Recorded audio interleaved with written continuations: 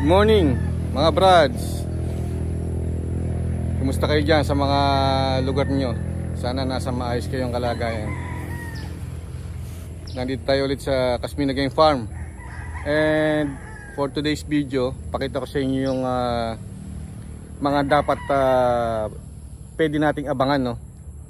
Sa mga sinalang natin ng mga broodcock and mga brood hens. Meron tayo dito mga ilang pens, no, na isa lang.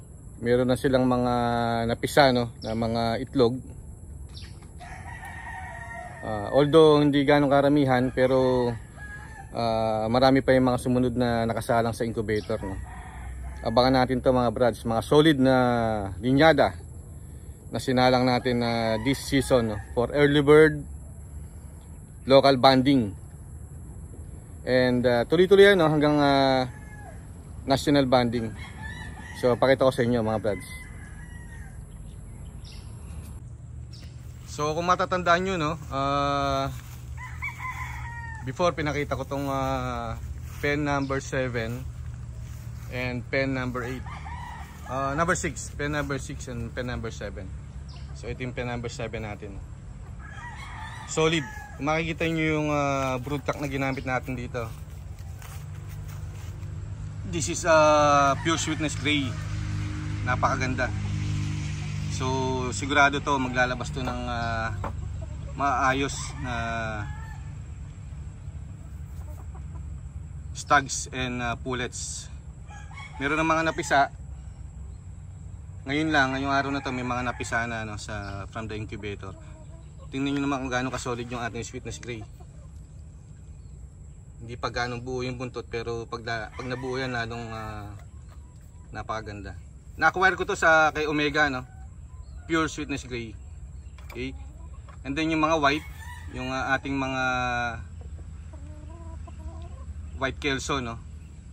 So subukan na tong linyada na to, gray over white, no? So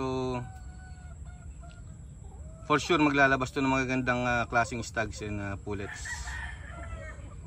Ayan. Ang dami ng itlog nito sa incubator, so hindi lang natin makuha yung mga sisiu, no? Medyo maselan yung hindi ko sure kung allowed sa YouTube or hindi, ano. So siguro saka ko na nakukuhanan pag medyo malalaki na, no? Pag nasa range na sila, yung mga magiging anak nitong pen number 7 natin na sweetness gray over white kelso, Casmina white. So yan, no? Gwapong gwapo, nakita niyo mga brads, no? Abangan nyo yan, no?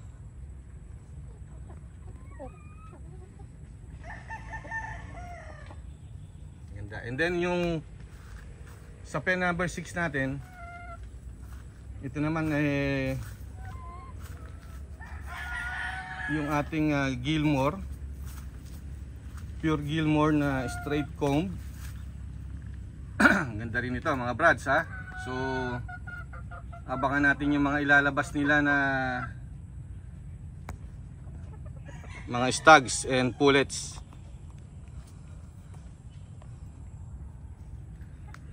Yan. Pure Gilmore and Melsim Black. So yung mga Melsim Black natin matagal na sa Casmina yan.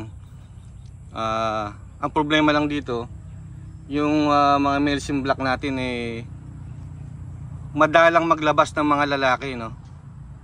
Pero susubukan natin tong matching na to. First time ko i-match yung Gilmore sa mga Melsim Black. So sana maglabas ng maraming mga lalaki, ano. Naglalabas sila before, kukunti lang, no? Halos puro babae. Pero pagka naglabas naman ng mga lalaki, maaayos naman talaga, no? Mga angat sarado at may mga power at bilis, no? So kaya hindi ko na inaalis itong mga Melsim Black natin. Magagaling talaga. So ngayon, tingnan natin ang result. Although matagal pa naman natin makikita dahil after 8 months pa, no, bago sila makita sa spark, no. So pero subaybayan natin, ano. yung mga ilalabas din ng mga anak. So mga solid Melsim Black na inahin, no, ang umasawa yung ating Gilmore, no, na napakaganda rin, no. Kita nyo naman yung istasyon niya, no. Yan. Mga solid na linyada. Abangan natin guys, ha. Papakita natin sila, no, stage by stage. Pag nilagay natin sa range, and then habang lumalaki sila, pag harvest natin and pag cord natin, no, ng mga anak nila. Mga solid to, for sure mga brads, no. Solid bloodlines. Yan pa, oh. Ganda, napakaganda ng sweetness natin na to. Kita nyo naman, oh. Solid na solid. Tingnan yung tayo niya, saka yung feathering niya, saka yung hipo niya, napakaganda. So sigurado 100% mga solid ang mga ilalabas nila, no. Tingnan natin. Okay, one last look. Sweetness over white Kelso, Cashmere white. Yan.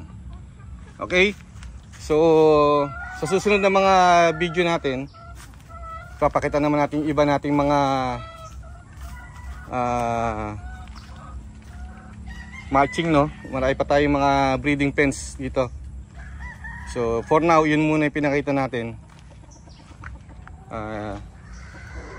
So abang-abang lang, no, mga brads. Yung mga nagtatanong sa mga, kung may mga comments kayo, keep on sending your questions, comments.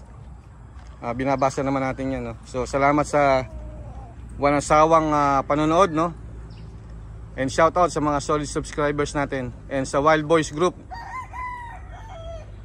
Shout out sa inyo lahat, mga brother. So hanggang dito na lang. If you like this video, please like and share, no, para makakita rin naman ating mga